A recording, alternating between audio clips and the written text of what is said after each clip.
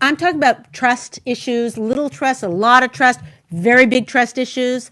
By the end of this show, you will be empowered to solve this issue.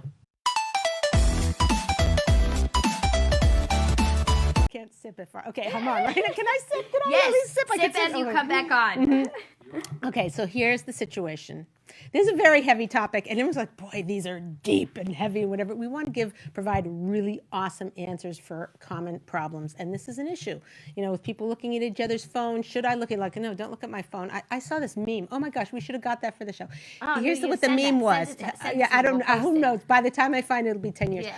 So it's a meme of a guy, and he's like, oh, my chest, call 911. She goes, give me the passcode to your phone so that I can call 911. And he goes, I'm feeling much better. I'm okay. Yeah, exactly. He'd rather have a heart attack than give her the password. Is that pathetic? He didn't want her on it. Like, what is going on with him? What's up with that, right? Like, hello. Yeah. So you're not alone. Ladies who are having these trust issues, this is now, worse than ever. How are we going to deal with it? So we have some questions that have come in over the last few months about betrayal. We're going to go through them one by one, but here's the thing. I want questions from you. So as we're going on, if you start to say, I feel that, or whatever, type it in and say, Leah, is that true? Or do I have to worry about that? Or my husband does this. This is like interactive. That's why it's live. Otherwise we could just like do it at whatever we feel like and not have all the team here and make ourselves crazy. We do it live so that you can ask questions. So let's hear it. Okay. Sarit, you're going to be on in 2 seconds. Yes. Sarit's going to ask the very first question. Let me say hi to my Facebook people. There you go. Hi, everybody. Okay, so fine. So, and by the way, you guys who've been posting and doing we hit 8,200, whatever it was last week on Instagram. So go Instagrammers. We're very grateful to you. Facebookers, you got to keep up with it. You got to let's have a competition between our because that was like, wow, blew it out the water. So we're very excited, and we hope we can continue to keep giving you awesome content that you want to share. Okay, Sarit, this is question number 1. The show is called Coping with Betrayal. You will learn how to do this hour. Go. Okay, so it says, Dear Leah, I'm embarrassed. Wait, we have to have a deep breath on this one. Yeah, deep breath. I know what the question is. It's a heavy question? Very heavy question. Okay. Dear Leah, I'm embarrassed to ask this question, but I've been married for 8 years, and I found out that my husband has been texting inappropriate pictures and messages to two women. One woman used to be someone he worked with, and the other is someone he dated before we got married. I was totally crushed and deflated and truly felt like dying. We have little kids at home, and I love my husband with all my heart. When I confronted my husband, he admitted sending the pictures, but said it was a sneaky side habit, but it didn't really mean anything to him. He promised that he would never do it again. He also swore that he has never cheated on me and would never cheat on me and loves me more than anything else in the world. I want to save our marriage, but I feel so betrayed and devastated and don't know if I can ever trust him fully again. He doesn't want to go to therapy because he thinks it's really no big deal and already promised he would stop, but I'm living in a nightmare. Please help. What should I do? Right, and I actually took one question out of the question that she had, or one sentence out of the question, because I thought it was just too harsh or whatever. Now I'm realizing I should probably let it in, which she says, I'm beginning to hate him. Mm-hmm. Yeah, because if you can't trust somebody. Yeah, it's like, what happened? What's with that? You right. know? Like, you don't want to have to be worrying about every single time that he's texting. Like, who's Should he texting? I have edited that out? I don't know. How can people take that kind of harsh whatever? Yes, I edited it out. Now I'm like regretting, maybe they should. The yeah, reality is reality, sure. right? Oh my God. How many people of you have hated your husband in your marriage? Please respond. Because I can wave my hand to that a few times. Right now. Hate and love is on the opposite. Is very. No, it's very. There's a fine line. Yeah, that's what I'm saying. If you love someone so much, and when they do something, you could be like, ah! Yeah. Okay. Then you can come back All to right. love. Fine. Okay. So good. So here's the Oh, first thing. Esther said, "What a painful story." Yeah. Thank you. Totally. I know. It is. It's a painful story, and it's happening more than we know. It's a very scary thing, and the problem with it, and the reason we're trying to make this show successful, is because people have nobody to share it with. They have nobody to talk to about it. They have nobody to commiserate or give them answers. They're afraid to go to their rabbi because or somebody close to them, or a rebbitzin, or a mother, or anybody who they're going to go to is going to now think very differently about the whole relationship, which is not good. There are people who are calling rabbis and rebbitzins out of town, which is a great solution. Find a sister and say, do you have somebody, I can speak with about something? And you don't even have to use your name. Just call them and say, I'm calling you from, and make up Uruguay or wherever. I'm calling from Cabo San Lucas. We have a staff member in Cabo right now. Like, where are you? I'm in Cabo. Like, text him something. I said, don't text him. He's in Cabo. Anyway, so use somewhere else that you are and call from there anonymously. That's one way to solve it. But another way is to write in questions to Leah, or you can, just watch some of the shows. But anyway, okay, so here's the situation. First things first.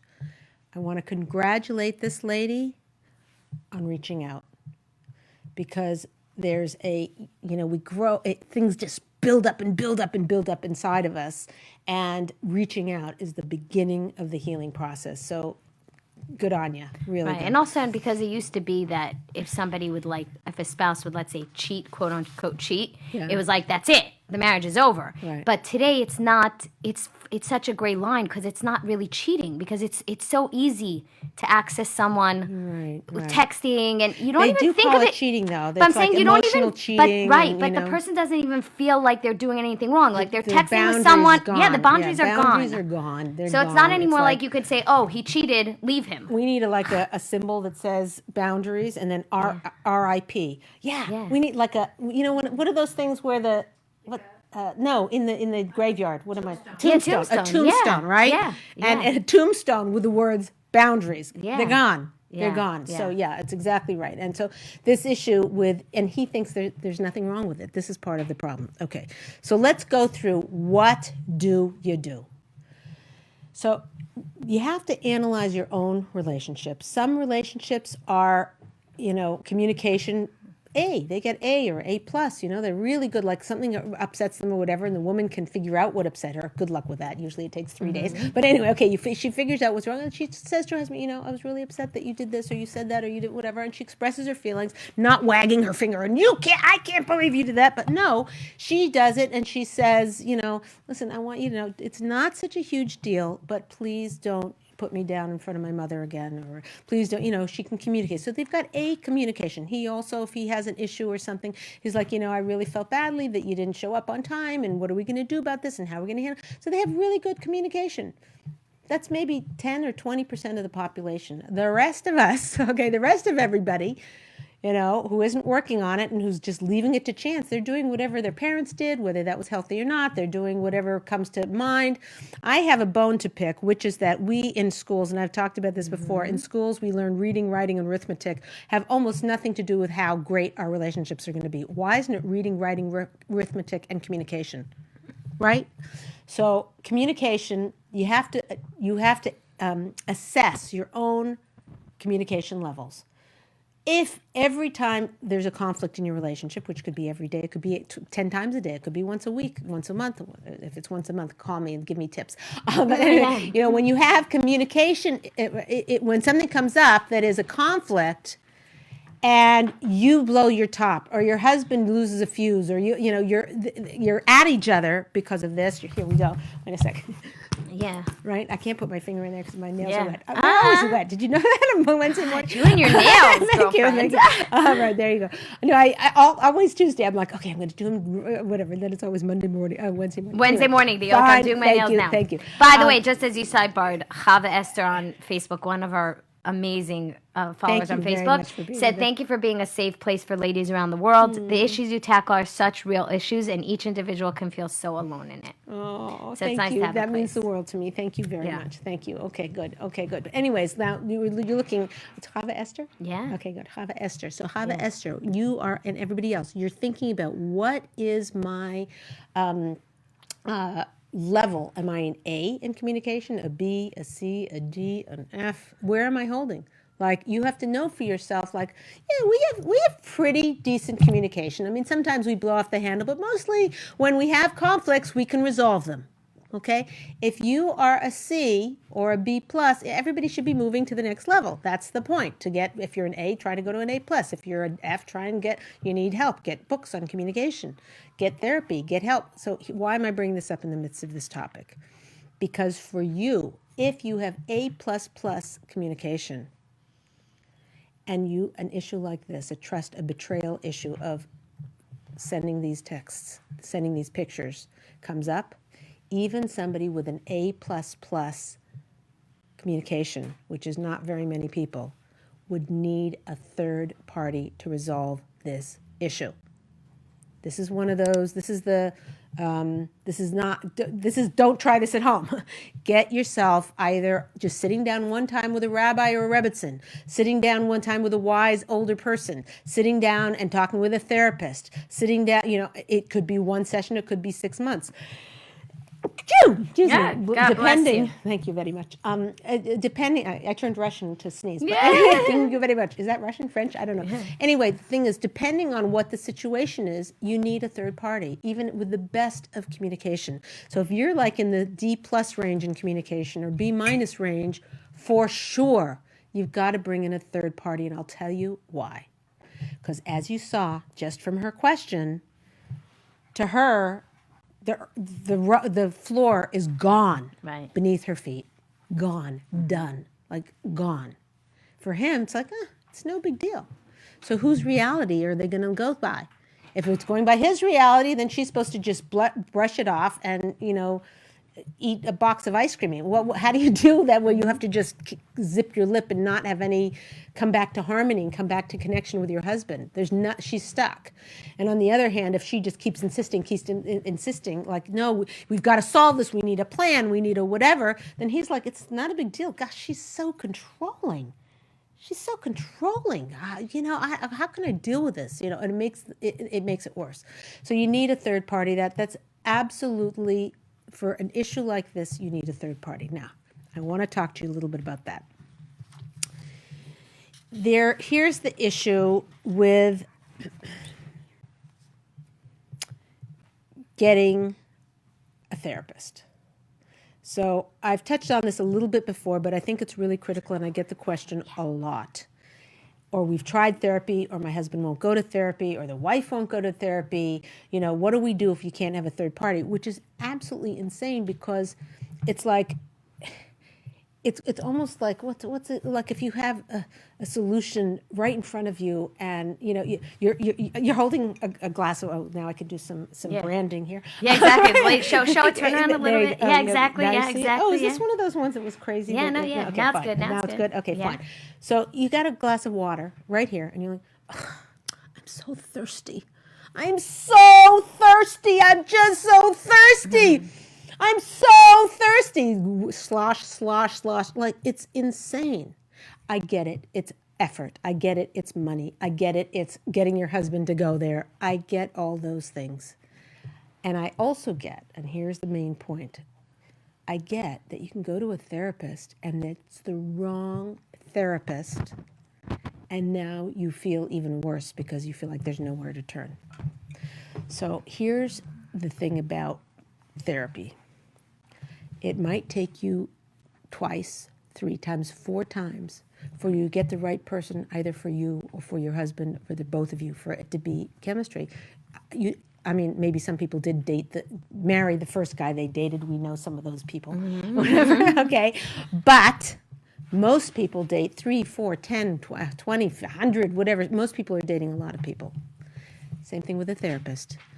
You try and get your best shot at it. Like, okay, your husband would feel more comfortable with a man or a woman, or you'd feel more comfortable with a woman, he doesn't care, whatever it is, you get that down. You get, okay, they have this kind of a background, and they're very, they do a type of therapy that makes fast, or your friend gave you a great recommendation. You start with the best case scenario, and you go. And you try once, maybe you'll try twice, maybe you'll have to try 3 or 4 or 5 times. And what a waste of money-ish. Not really. Not really, because you're learning things in that process, and you're learning to communicate with your husband like, making that decision. Now, it could be that your husband's going to poo-poo anybody that you, how do you say, translate poo-poo? Yeah, he's gonna be like not interested in anyone that you send him to. He's going to diss, what? Yeah, diss. Yeah, diss. He's going to diss anybody, Yeah. huh? Is that the Yeah, right word? yeah, that's the word, yeah. He's going to diss anybody that you choose. Okay, I hear that. But the issue is that this trial and error is very, very annoying and frustrating, but it's a necessary part of it. And if you go into it knowing that, it makes it a lot easier. Don't have one foot out the door with a therapist, because that's not good either. But if you go in knowing that it might take a few tries. Now, here's the thing also about it. Many therapists are very, very trained and very expert at helping you to be happy. Okay? That's the goal, they say. What I'm here to tell you is that's not the goal. Okay, do I have a gong or something? Or exactly. What? You're telling me, isn't the point of life to be happy? So what a therapist can do, what a bad therapist can do, is they can get you so focused on your own happiness that you lose your husband. You lose the most important person in your life. You lose the father of your children because you're so focused on your own happiness. And here's where it's very crucial for you to understand. Therapy is not about your own individual happiness. It's about the happiness of the family. And that might mean that you have to go through 3 months or 6 months of really tough times, of depression, of feeling hopeless, of feeling angry, of feeling a lot of emotions that are unpleasant. And then you come out of it, God willing. You work through whatever it was that you needed to work through. So if you are the kind of person who is driven to your own self-satisfaction, which, by the way, that's what the whole media is telling us to do. That's what the whole society is telling us to do, is our happiness, our self-actualization. Somebody was telling me that, I got married before I had a chance to really be independent in myself. And I'm like, good on you. You didn't waste time getting hurt by 20 other guys, whatever. You got married. It's so upside down and backwards. You don't need to have been independent and, reach your own full potential and your satisfaction in life in order to be able to be a good wife.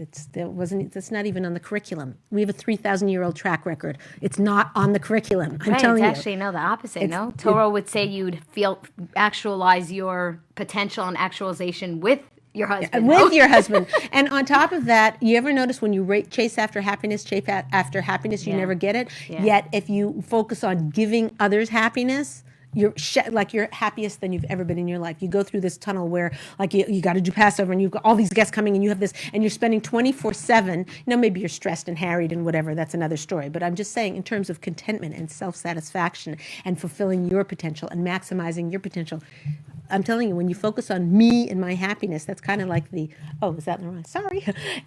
That's kind of like the kiss of death of when you're focusing on making me happy. That is a surefire way not to be happy. So what does that mean? It means when you go into therapy, be prepared. Be prepared. It's going to be tough. I want comments and questions, actually, because I'm saying? Sure. I'm just sitting here. I'm telling it like it is. Yeah, I actually, 4 years into our marriage, it was very tough and very hard. And it got to a point where my husband was like, I don't know. And it got to a point where I also felt like, what am I doing? I'm either going to make this work or I'll get divorced. But therapy was so not an option on my head because I didn't come from that background. Where I came from, therapy was for the crazies. The crazies. You don't go to therapy. You have issues in your marriage. You have issues in your marriage like everyone else. And you suck it up and you deal with it. And what's therapy? And he comes from a different perspective of therapy being more normalized. And he kept pushing it and I kept rejecting it. But it got to a point where it was like, do or die. And I said, fine, you know what, I'm going to do it. And he found a therapist that he was recommended, and we went, and I walked in with, you can imagine. Yes, exactly. Exactly. My hands crossed. I was very protected. I was keeping myself, my whole face, my whole body language was like, I do not want to be here. Oh, wow. And I remember just hating it and everything I said, and then she was trying to tell me how I was doing it wrong, and I walked out, and I was like, that was terrible, never doing it again. And he was like, please, we tried one more time. And again, I was like, so upset by the whole experience. She was constantly telling me how, oh, you have to see his side and blah, blah, blah. And that's not what I wanted to hear. Hello. And he was so desperate for me to not just say no to it that he said, okay, I'll find someone else. And he did. He researched and he found someone else. And I went in, and it was like she immediately saw who was the receptive one and who's the one that was shutting down. And everything I said, I was right. And everything he said was wrong, and I was right. And she was like, come to the phone number. Oh, by the way, she's closed down. So I've sent so many people her way. Well, but she literally realized that she had to win me over first. And the minute that I felt like, oh my God, she gets me, she understands me.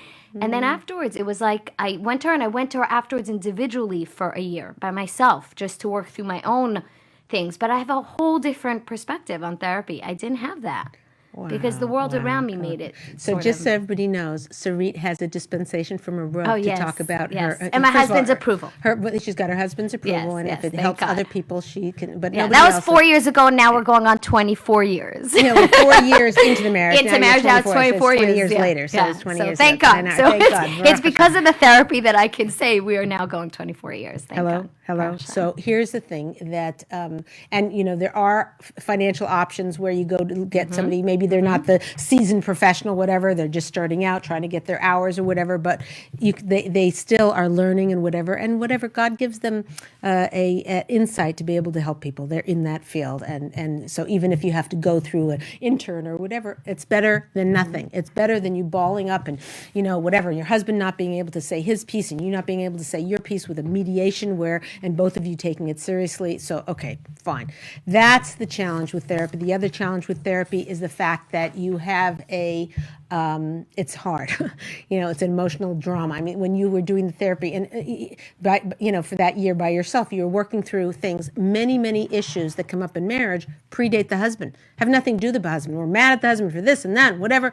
And it has to do with the fact that as a child, we didn't have trust and we didn't have, with our parents or whatever it is, we all bring our baggage into the marriage. So the fastest way to get a marriage back on the feet again is to have the husband in individual therapy, the wife in individual therapy, and in couples therapy. That's ideal in terms of like 3 months later you're done and you go, and that might be too fast for some people, but it could be that, if you're going to couples therapy and then he realizes he has an issue that he's bearing a grudge against you that predates you or whatever, it's from other people who hurt him or something like that, then he'll go for a little side thing of it. You'll work it out. The main thing is you have to know, particularly when it comes to betrayal, you need to have a third party involved.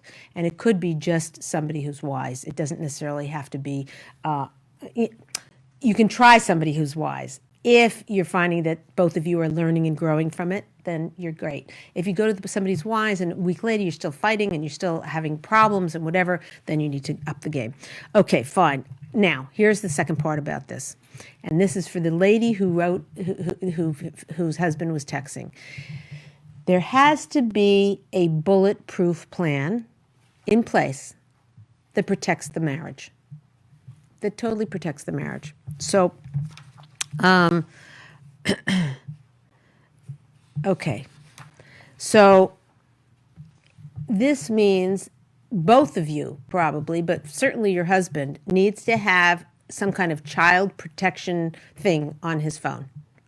Now, is this because you're controlling him? Is this because you want to, manage what he does and you don't trust him? No, this is so he can trust himself. Because when somebody first of all, it's a slippery slope and he has no boundaries and he thinks there's nothing wrong with it or whatever, he needs somebody to tell him, like, this is the start of the beginning of the end. Like, this is very dangerous what you're doing. Like, super, super dangerous what you're doing. Your entire life, as you know it, is about to completely crumble and fall apart. You will lose your wife, you will lose your children, you will lose money, your finances, your house, your job. I mean, it's a very, very slippery slope. Now, am I being old-fashioned and prude saying, oh, come on, one little thing? No, it's a question of if you have a kid and you tell him, you tell one, say, give me back the box of crayons, and he holds them. right? It's not, who cares about the crayons, right? But you're teaching this little 2-year-old to listen to your voice. No, it doesn't matter whether he's stealing your car, car keys out of your car and taking the car at 16 years old, or whether he's, not giving you the crayons. Both of them have the same thing in common, which is that he's not listening to you. So you need to, the habits and the frame of mind a person needs to have has to be completely bulletproof, trustworthy to you. So if he does not understand that, and obviously he doesn't, and most men don't, they're like, no, come on, it's not such a big deal. It's a big deal. And it's a boundary issue. And to have a bulletproof plan, they have all kinds of things right now where you put on your phone and they... With filters, filters, and you can't look at this, and you can't do that, and you can't send these kinds of photos, and blah, blah, blah. So that is a must. Now, how do you get him to agree to that? Good luck, have a nice day. So the issue is, this is where a woman, God gave you something very, very powerful. They're called tears. They come right here, okay? And they crawl down your cheek, and in the process, they melt your husband's heart. If you're not the crying type, go out to the grocery store and buy an onion, cut it in half before you go talk to your husband like that, and then go in and say, I love you too much. I can't let this danger come into our family. I can't.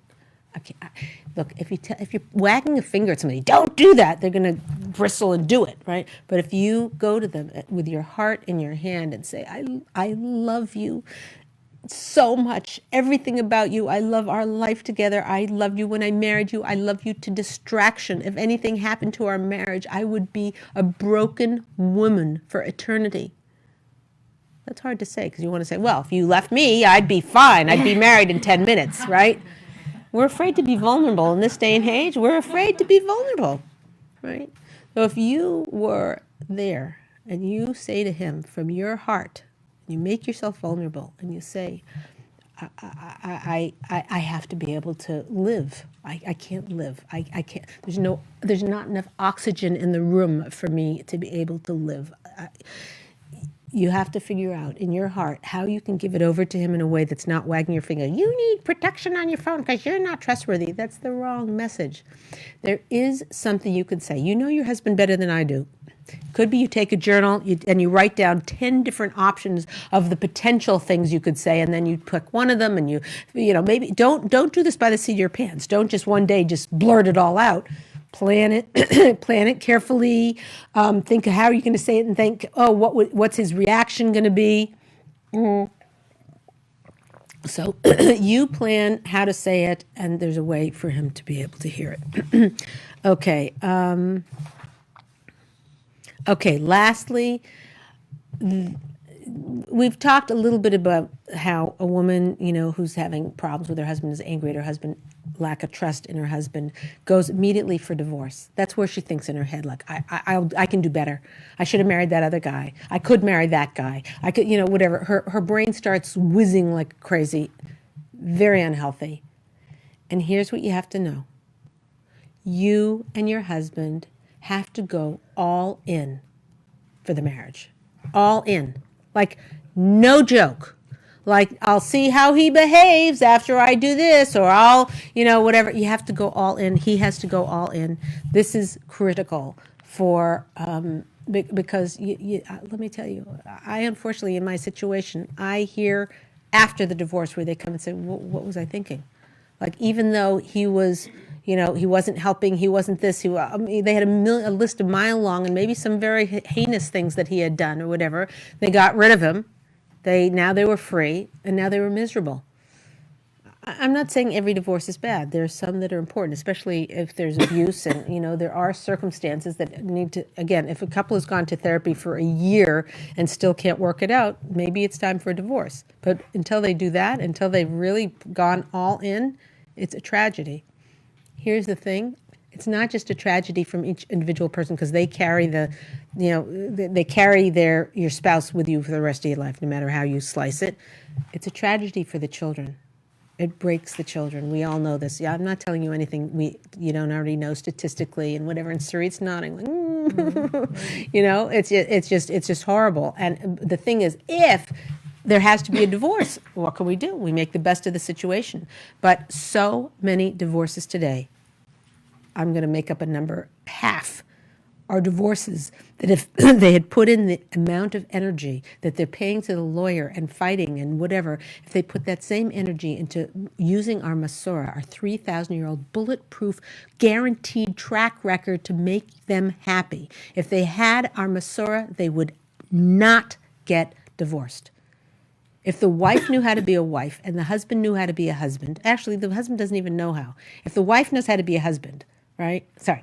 The wife knows how to be a husband. Oh, yes. If the wife, she thinks she does, Hey, she's telling him all day long how to be a Exactly. husband. But if she knows how to be a wife, if the woman knows how to be a wife, the husband naturally, like a puzzle piece clicks in, the husband naturally becomes the husband that he was destined to be, that he was born to be, that he wants to be, that he's determined to be.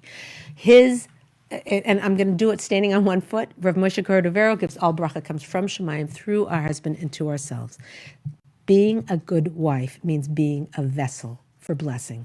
That's it, to be a receiver. And you do that by saying thank you. The rest is commentary. Go watch the 100 other videos we have on whatever. But basically, if a woman is a wife, the husband will be a husband. And don't get divorced unless you bulletproof know backwards and forwards what our Masorah is, what our tradition is.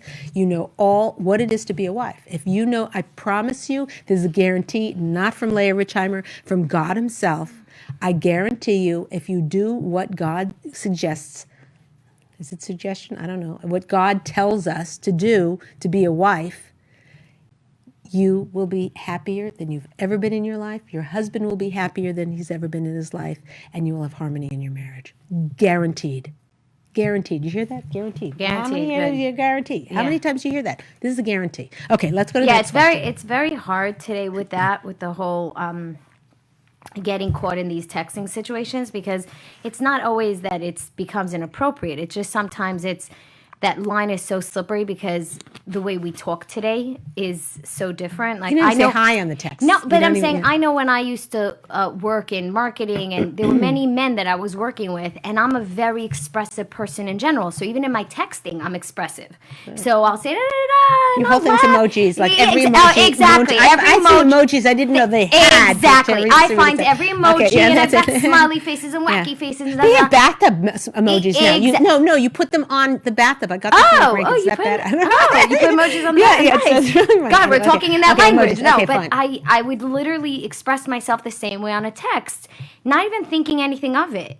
And until I had one situation where a person that I was texting to made this kind of off comment back, and it was like, where did that come from? And I went to speak with Rabbi Wallerstein and some of the other people I was working at Arnav at the time, and he said to me, he said, you don't understand how a guy interprets Your what warmth. your warmth of what you're writing. So he could have had a very hard day with his wife, or he could have just fought with his wife, and then he gets this like fun, light, emoji filled text from you, and it's crazy. And he literally had said to me that when I'm talking to a man, I cannot send emojis. I have to be very specific, short, and to the point and clear.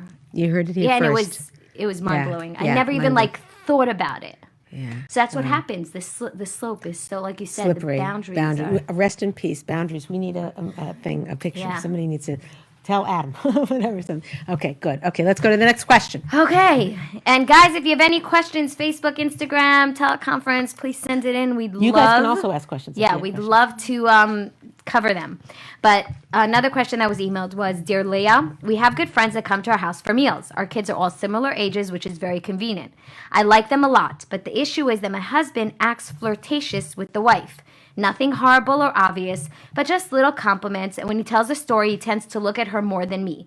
I broached the subject with him, and he blew a gasket. He acted like I was accusing him of murder, and I didn't trust him. So now I'm stuck, because I can't bring it up again, but I'm terribly hurt. What can I do?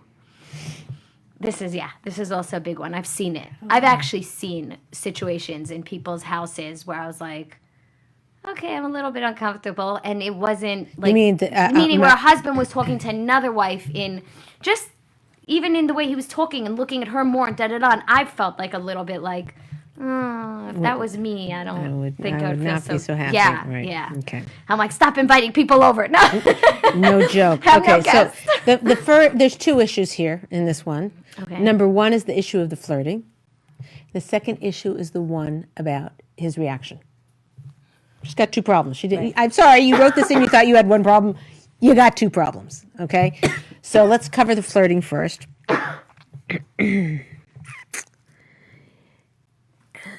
So, what women have to realize is that the boundary watch, or what do you call it? Like the fence, the fence. the gatekeeper. Yeah. The wife is 100% responsible for the boundaries in the home. Yeah. Not just because she's more sensitive and will pick up these things. Oh, my nails are dry. Yay. Just saying. Okay. Not just because she's sensitive. Okay. But because she has a, what's the word? It's kind of like the guy, it's just over his head. He just doesn't, what? Intuition. Yes. Beanie is Sarah. She's got this intuition about what should and couldn't be in. Now, there are different women. There's some women who, a little bit of their elbow showing, and they're like pulling constantly and whatever, and they're on vigilant. And there's some people who just don't even notice and whatever. So you have to know yourself where you're holding in terms of what bothers you, what doesn't bother you, what's boundaries, what's not boundaries. Are you, a perfectionist, or are you whatever? Are you chilled? You have to know yourself. But the bottom line is, it's our responsibility to set the boundaries in the home. Now, does that mean that we get our whip out? We need a whip. Is that what we get? No, come on, just to keep the boundaries. Okay, Yeah, exactly. So we have the right. Are we? Is that so that we can, make sure, like, everybody don't cross the boundary? No. That's not how it means. It means we bring flowers out and put flowers around as the boundaries. It doesn't have to be this horrible, horrible thing, but it has to be absolutely crystal clear, and we have to be the purveyors of the boundaries, the gatekeepers. Gatekeepers. Like you said. Okay, gatekeepers. We have to be the gatekeepers of what goes in our house. Now, how we do that makes all the difference in whether it's kept or not. Meaning, again, if we've got the whip, we've got a waggy finger, or we're yelling or whatever, it ain't going to work. But if we say, again, get the onion out, cry, if you can convey to your husband how holy the home is. I'll tell you a story. I had a woman, and they went to a restaurant where they ate at all the time. Unfortunately, lost their hechsher and didn't tell their customers. They lost the kosher symbol saying that it was kosher to eat there. And so she ordered from there because, she had no way of knowing. They got the food, and her husband and her kids ate the food. Someone emailed her and said, oh, you can't order from there. They lost their hechsher a couple of days ago or last week or something like that. This woman, good on her, she walked over to the restaurant and she bawled her eyes out to the proprietor of the store. My husband's never eaten not kosher food that we know about in his entire life. My children, I've watched everything since the day they were born. Whatever. She lost it. She lost it to this man. Not only did he pay again to have the hechsher reinstated, but he went to the trouble and told the rabbi everything he had done to prepare the food that she had fed her family, to find out, lo and behold, okay. It was kosher. Wow. Her children did not eat tray food. Wow. Because she didn't accuse him. She went with like this broken Her heart. She was a broken woman. Yeah, when you're vulnerable, She it's like broken. you, She wasn't screaming her head off at him. No. She let him see from her heart right, how painful it was. How painful it was. Wow. And and that's the effect we can have on our husband. It moves mountains when you come from the heart. And in this situation, with the flirting, somehow you have to give over to him in a way that is absolutely unmistakable that this family can never, ever set foot in the house again. You hear that right? This woman, the wife of that other family where the kids are perfect and they're playing. I know what it is. When you have kids all the same age, same gender, whatever, whatever it is, and they're like, there's one for this kid, one for that kid, one for that. You're just like you can actually get through a meal. You can even have dessert. You can have a cup of coffee. It's fantastic. I totally get it. This little teeny weeny crumb that's in your shoe. This little, it's nothing. It's something. Again, boundaries, rest in peace. Boundaries do not rest in peace. We do not want boundaries to rest in peace. We want a place for boundaries, and we're the purveyor of the boundaries. The husbands don't care. It's our responsibility. We know from our Masorah, we are the sieves of our home. We know what comes in, what goes out. You have these, you wouldn't have disgusting magazines sitting on your coffee table. You just wouldn't do it. You want your children to grow up holy and wholesome. You want, you keep beauty in your home as much as you can. Look, we all slip, we all have things, but when we have intent on something, God will help us. And for this issue, there's no gray. No gray. This is a black and white issue. Now, how you get your husband on board with this is, again, how you do it, not what you do. So as this woman who went to the restaurant and spoke from her heart, that's how you need to do it. Yeah, Golden Path Organizing asked, what about the lady's husband? How does he react? The one who's being flirted with? How does her husband react? That's a fantastic question. Yeah, I wonder what Shalom Bayis talks they're having. Wow. So, no joke. You're a genius. You're a genius. So here, who was that? Golden Path Organizing. Awesome. Thank you. Yeah. So it's genius. And actually, if you are the woman who wrote this question in, if you could answer that for us, either now, if possible, or email me later and let us know. Yeah, well, we're going to have to do a second show of this because we have a lot more questions and we're not going to be able to get to, but there's a lot in the maybe Betrayal. we'll do part 2. Yeah. Okay, fine. Yeah. So, and Mommy's Cookie Jar actually wrote she has to talk to her husband about scenarios without any accusations, meaning leave all accusations out and just... What do you mean? Meaning like when she's telling her husband how terrible it makes her feel when he's flirting with this other woman, she has to give him the different scenarios but with no accusation in it, which is, I guess... I don't know what you mean, accusation. Meaning not to say, it's your fault. You mean put him on the defensive. Exactly. Yes, meaning totally to be like, you totally probably don't even realize it's not, it's probably not even, you're just being so friendly and warm. You said. But it hurts my, coming from deeply. That heart. It hurts, very... It bothers me. And so, very good. I have a question. I'm not sure I understood. Did you mean that she would ask her husband never to invite this specific family to their house? Exactly. Okay. Never, ever, not ever. And I'm going to tell you how to do it, but in a second. But I'm just saying, never. They cannot set foot in the house. Yeah. If you already have an invitation, suddenly come down with blue bottom. We're not going out anymore.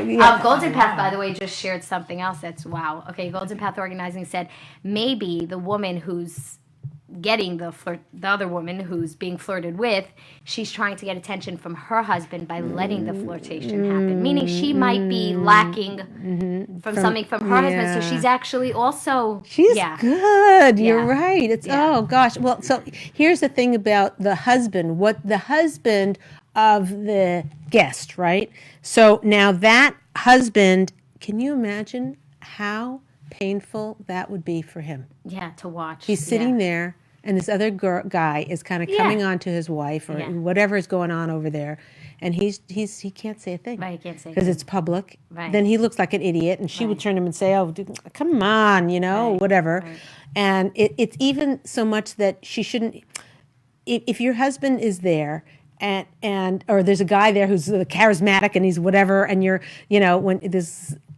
just even laughing at another husband's joke, tone it down. Right. Another guy, he makes a hysterical joke, go ha ha ha ha. If your husband said the same thing, you go over the top laughing and will hit the table and you can't, whatever, you can't control yourself. If it's another guy, don't laugh so much. This is a good lesson for us in terms of taking care of our husband, right? So yeah, very, very beautiful point Now here's about a this other doozy thing. for you. You ready? Uh-oh, okay, I'm ready. Okay. Drum roll. Ahuva K says, sometimes... Oh my gosh! Drum roll turned into a burp. It was upside down! Wait, it was upside down! By the way, we needed the burp. This was heavy. We needed the burp. Okay. But Ahuva K says, sometimes kindness is mistaken for flirtation. Okay. It's very good. Who said this? Ahuva. Thank you, Ahuva. So yeah, that's okay. I hear it, and it's just like that text that you sent the emojis and whatever. Exactly. It was kindness, and they Right. took it as flirtation. Correct. You're absolutely right, and that's why it's 10 times more important that we're vigilant on this. And if we accidentally, somebody is at our Shabbos table or whatever, and they're telling a story, and we're going nodding, and then we suddenly wake up. Like, oh my gosh, I'm paying way more attention to this guy. How's the wife doing? How's my husband doing? Whatever. Now, immediately turn to your husband like this and practically ignore the guy for a while. Maybe like, or whatever, but really make this your, this protecting. You're putting the boundaries. You're putting, you ever like, you're with your husband and maybe you're at a restaurant or something like that, and it's this most intimate thing. It's just like the two of you, and you're laughing about something, whatever, and then a text comes in or a phone call comes in, and they have to go, just 1 second. Yeah, oh, okay, oh, it's on the second shelf, yeah. Oh, yeah, have him send it to the other guy and the real estate thing and whatever, and then he comes back. Oh, yeah, totally. It's like, oh. Yeah, it's gone. It's gone. It's like, you know what I mean? Where were we? Oh, forget it. Yeah, where were we? Oh, forget it. You know what I mean? It's like, that's what you want to have with your husband all the time. And you have these other people. Look, it's a mitzvah. It's very important to have guests and whatever, but just be careful. Just be so careful. And in this situation here, this woman is kind of stuck because they got this family coming. Now, let me tell you how to get rid of the family. Oh. Well, by the way, before you tell us to get rid of the family, Aliza Sugarman, who's always so love sweet. You, yeah. We love you, Aliza. She said it might not be the friend's fault. She may feel uncomfortable that her friend's husband is flirting and just doesn't know what to do either. So she's saying, we don't necessarily... You're absolutely right. Here's a trick. Go to the bathroom. You say, oh, I'm sorry, I need to use the facilities. Where's the bathroom? Meaning that other woman should still have it, even if she's uncomfortable, she should take herself out of that. Right. Not to just sit there and continue. That's right. Yeah, I agree. The husband's looking at her and nodding and smiling, laughing at all her jokes. I agree. And then she should just disappear. Yeah, I or agree. if that's not, and then he comes back, right? Yeah. You've been gone for 8 minutes, or whatever. You Yeah. come back and sit down, and he continues. Yeah. Then say, I'm having real stomach problems. I have to leave. Yeah. Bye. Yeah. Bye. The husband, do you want to come with me, or Or she could keep herself busy with her kids. Oh my God, my child needs something like... That's right. Yeah. She does have it in Something. her power, you're saying. Yeah. Get out of the situation. Yeah, we're Get not out of excusing anyone here. Yeah, we're not, for her own good. It's not like, oh, you can't do that and you can't whatever.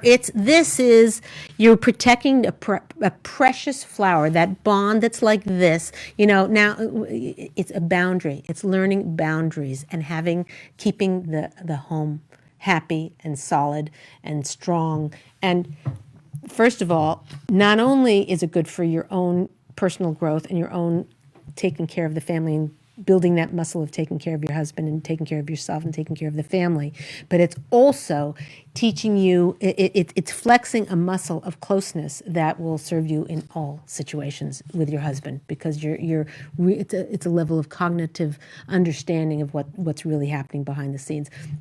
A lot of women, because it's so common in the media, movies and books and romance novels and whatever, to try and make someone jealous. It's kind of like, oh, that'll work. P.S., what it does, it builds terror in the marriage. So you might get a little bit more attention from your husband, but the attention has a rough edge on it because he's hurt. So it's not pure, genuine attention that is going to fill you up and make either of you happy. It doesn't work, is what I'm telling you. It does not work. Not from a physical level, not from a spiritual level, not from an emotional level, making him jealous and whatever. And I get it. It's very, what's the word? Tempting. Huh? Enticing, yes. It's very enticing to think, oh, let me do that and get him a little jealous, Right. I'm laughing with a guy. He's not feeling jealousy when you're laughing with a guy. He's feeling rage, and there's nothing he can do about it.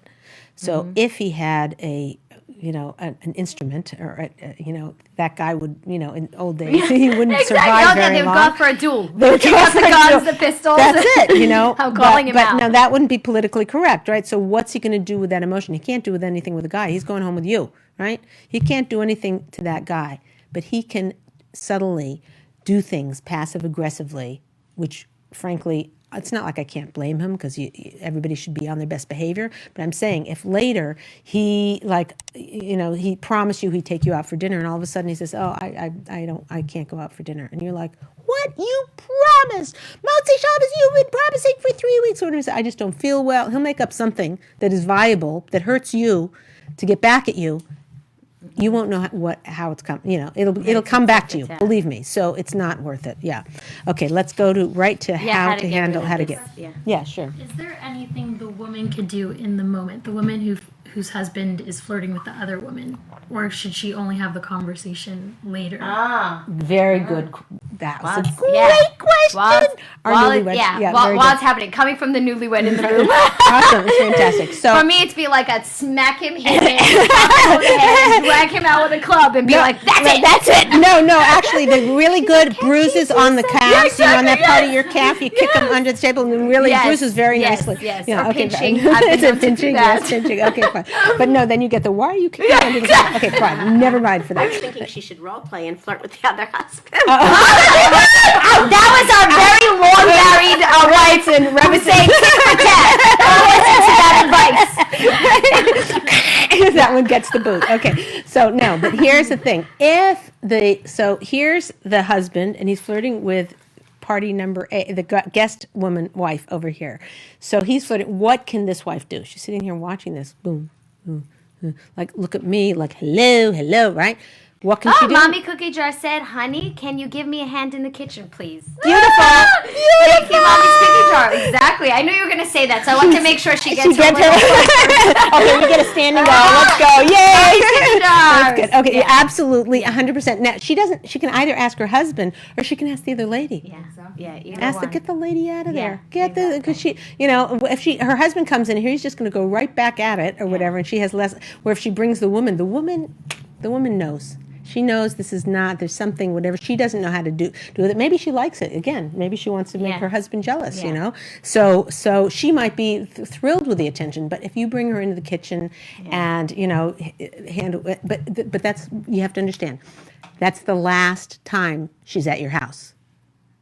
The last time she's at your house. So you just have to deal with it till that's done, and then it's over. Now let me tell you how to do this. We have Golden Path, by the way, said that bang his foot under the table. She's with us. Yeah. She's like, hit him, abuse him. Right, but he may not understand it. And also, guys, like if I kicked a woman, I could drill a hole in her leg and she would shut up. She would get it, whatever. A guy's like. Right, oh my God. That's the first thing that's going to happen. You kick a guy, he's going to be like, right, what'd you do that for? right, yeah. I mean, it's because actually, it depends on the guy and depends on the woman. People are different, but I'm just giving a general thing. Guys are very straightforward about the, okay, so hold on a second. Let me just make sure. So here's the thing. Oh, very crucial. Oh, we're running out of time. Okay, but let me just tell this one thing, is that if a wife is controlling about everything. So how did you bathe the kids? Oh, you said you'd come home at 10 and now it's 10:10. Well, whenever she's totally controlling about everything else, then when she tries to control him on not flirting, it's going to backfire and not work. If she chills on a lot of stuff and only makes this her business, or a few things where are the boundaries or whatever, she's going to have 10 times the power in it. So yourself, you know how much you control your husband. If you're like on this angle where you're always controlling him, telling him everything to do, micromanaging him, if you're that way, or whether you're chill, whatever he does is fine. You know where on the spectrum you are. I would say most women are closer to this end than this loose end, the chilled side. Most of us are controlling our husbands a lot. So if you chill out on control, then this one will hold a lot more power. Otherwise, he'll just be like, she's just trying to tell me what to do. She's trying to control me with. lesson learned. Okay, fine. So go home and practice that. Now, I just wanted to say we have a Masorah that in terms of keeping our home, the sanctity, how do you put, what is sanctity? What is sanctity? Holiness, yes, the holiness of our home, right? The reason, I'm blanking on which matriarch it was, but one was told the reason that you have children is so that when something goes wrong in the house, you can blame the children. Oh, I like that. It's true. I think it was Rachel. It was Rachel Imenu. Yes, Rachel Imenu, yes. Yes, Rachel, Rachel, yeah. that's what I thought. Okay, it's Rachel. So the reason the most important relationship is your relationship with your husband. And why do you have kids? So that when the thing breaks down, you can say, oh, the kid did it, even if the wife did it, okay?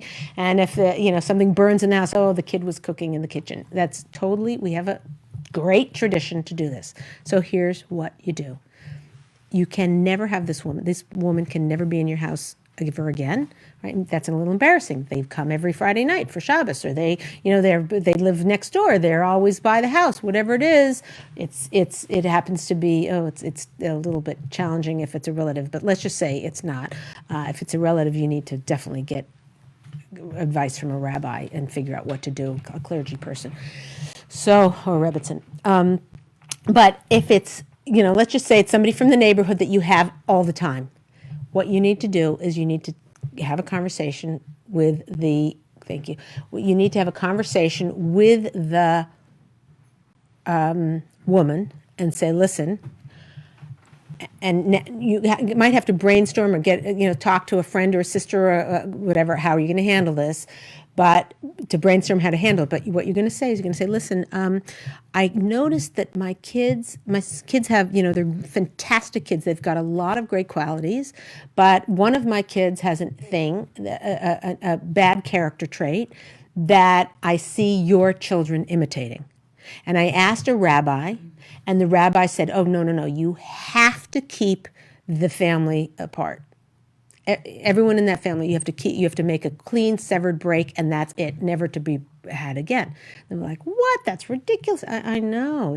I was really surprised, but that's what the rabbi told me to do. I'm really, really sorry. We can never, not ever, have you for Shabbos again. I know, so perfect because our kids got along, but that's what the rabbi said. Sorry. Click. Can I add one thing, a little tip? Because it was actually with me and my husband. We got to a point where we were going to people and it was some of their kashrus was questionable. The way they ran their home was questionable. How they cooked their stuff. Kosher. Like how they were doing things. We would see them putting things on or doing things that we knew was 100% wrong. Wow. And it got to a point where my husband's like, I'm not comfortable eating with these people. And we were very close to them and going a lot. So I literally said, look, we can't just stop going. But I called her up and I said, listen, I'm so sorry, but my husband right now has a lot going on in his life. He just, by the time Shabbos comes along, he's so exhausted mentally, physically, emotionally. He just wants us together on Shabbos. He doesn't want to go out anymore. And it was a little bit hard because it meant I couldn't really go out to other people either. I had to kind of work it, but I was able to, because she's someone I'm close to, I was able to make it here and there where I could work things out. Well, you could go to someone else's house without her knowing. Correct. But at the same token, she's literally been so supportive, oh my gosh, that's, no, 100%. He needs his time. Be there for him. I put it we needed our time. Right. It's, and thank God right now, some of her issues have been resolved. Why, she went to a class? No, somebody had come in, a rabbi sort of figure, and had seen and actually said something. And I'm like, yes. Wow. Because it's so uncomfortable for me to even get into those things. Yeah. But just putting it on, we need family time. We just don't get enough of each other. What else? Let's hear. Do you guys have another excuse that people can use? What else? I should have asked you this before. You could have thought. Yeah, in that case, you could just invite them. No, right. No, I know, but at the same which is then they would want to reciprocate. No, which is fine. I'm saying, but it still wouldn't in this type of situation. She could still say, how many times are you going to be every day she's not? Why you didn't want her in her house? I missed this point. Because not kosher food. She was doing things that weren't kosher, meaning we were not able to eat by her. Right. And I couldn't tell her. And the thing is, you couldn't, even if you did say, and you had her buy you instead, she would figure it out. And she'd be like, no reciprocating. No, meaning your husband wants to be quiet time, then why are we by you? Meaning either way. It was like, I made this. It's the only way you could do it in a way that, and it worked so well because for her, I was being this amazing, loving wife who just wanted to give my husband what he needed. And the truth is, everyone today is working so hard that if a guy wants to just protect, or even she could say from a children's perspective, we learned that in order to protect our family today, everyone is so all over the place that Shabbos is family time. And we spend Shabbos however it is, I don't know. This one sounded like it was at the Shabbos table. It may or may not have been. Says. Yeah, it looks like they were. I didn't get to. We're out of time. I want to talk about husband's reaction. We didn't get to part 2 of that question. Oh, yeah. I talked about flirting. You were going to be lost in 2 minutes. Okay, 2 seconds, all right. sorry, Okay, but we'll have to do. We'll have to do another time. Thank you, everybody, for being here. This has been fantastic. If you have issues of betrayal, we will revisit this. We'll do part 2 of this show. So send in questions, anything you have on this, and we'll cover it next time. Thank you so much for being here. Hope you learned a lot, and we'll see you next time.